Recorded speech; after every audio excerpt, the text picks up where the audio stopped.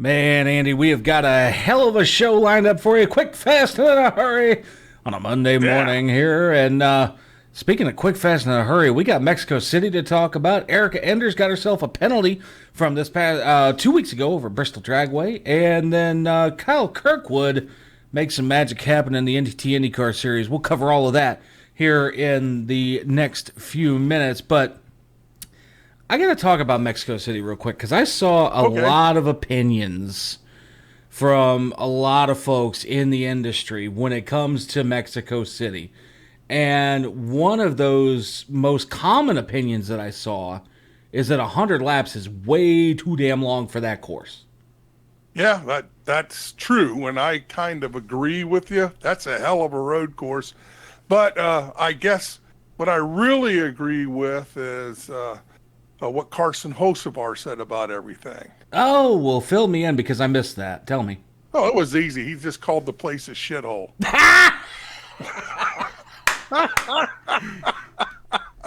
Now I guess the NASCAR wasn't too happy about that, so he's up on social media trying to walk that back, saying he's sorry and everything. But no, Carson, I think you hit the nail on the head. Well, I mean, even Noah Gragson was like, man, the tap water sucks down here. Yeah, I was reading about folks on, different people on teams walking outside the hotel rooms and being accosted by bums wanting money and all kinds of other stuff. So welcome to Mexico. Yep. Welcome to Mexico. But speaking of Mexico City, though, even though the racetrack Autodromo Hermanos Rodriguez, right there in the heart of Mexico City, decent road course. I mean, as far as like layout is concerned, 100 laps though, way too long. And this was amongst many different people that I saw on X. It was Jeff Gluck. You had Bob Pockris talking about it. Even a guy that we both know, Andy Jacob Seelman, he was talking about it too.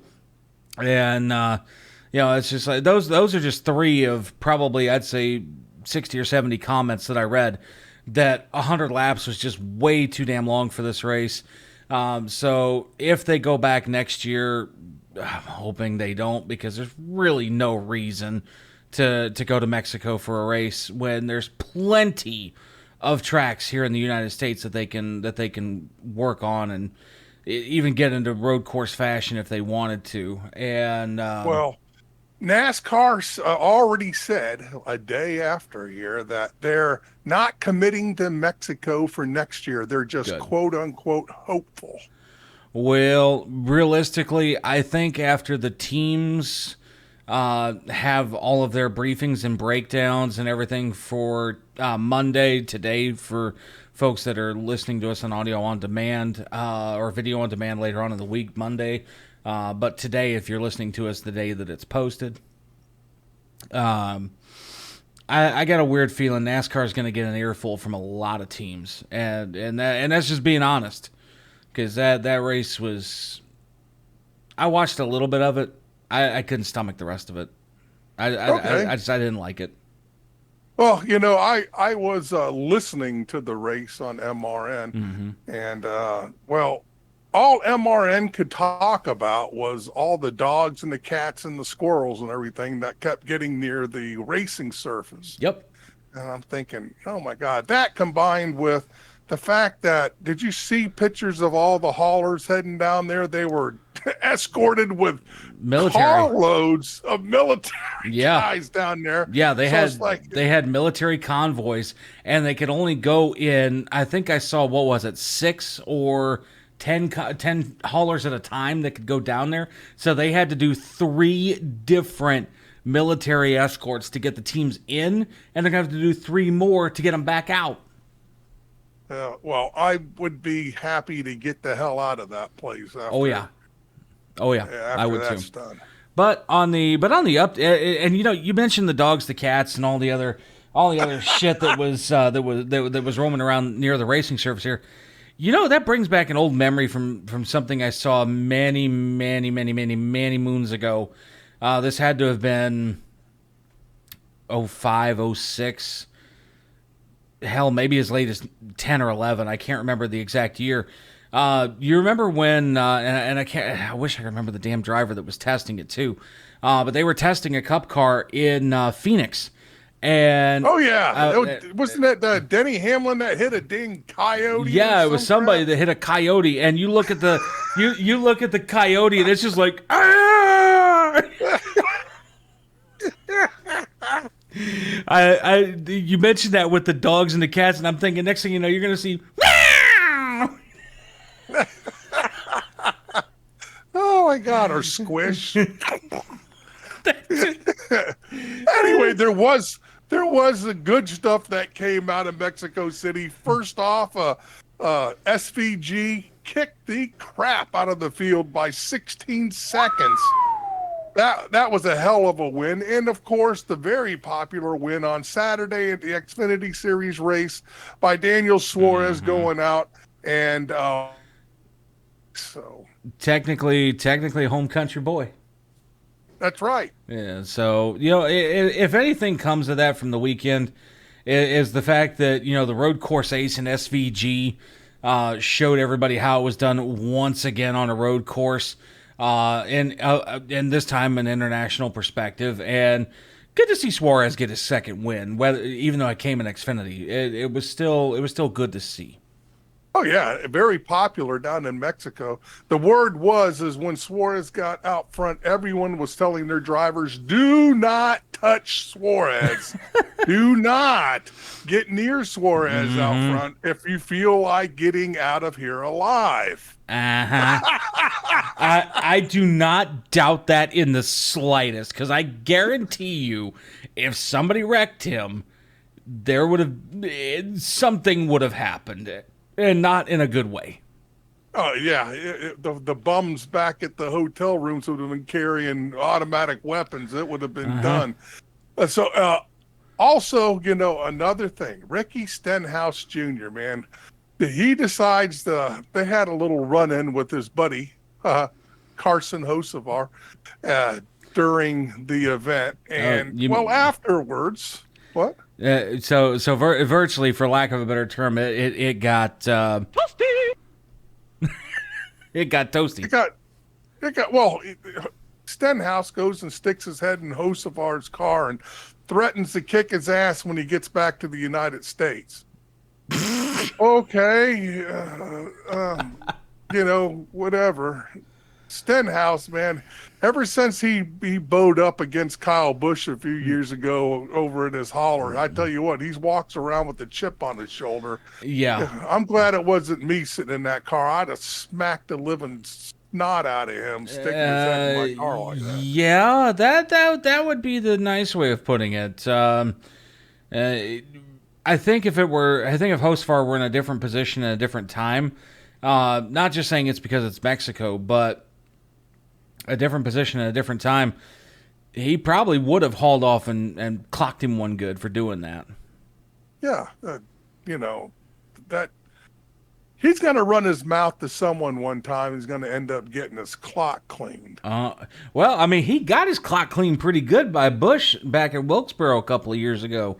And you would think he would have learned his lesson, but nope. Nope. Yeah, but, well.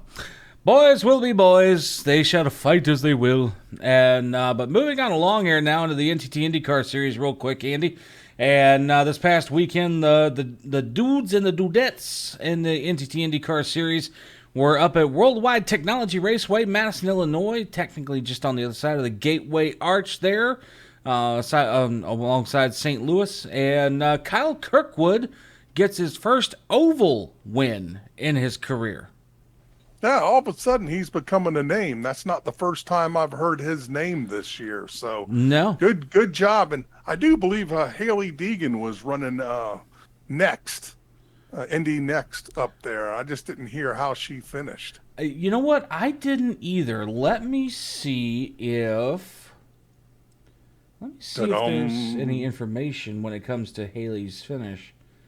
No, there is not actually. I'll tell you what, folks. We're gonna dig into that, and we're gonna see if we can find it, and we'll have it for you in the Gas and Go later this week if we find it.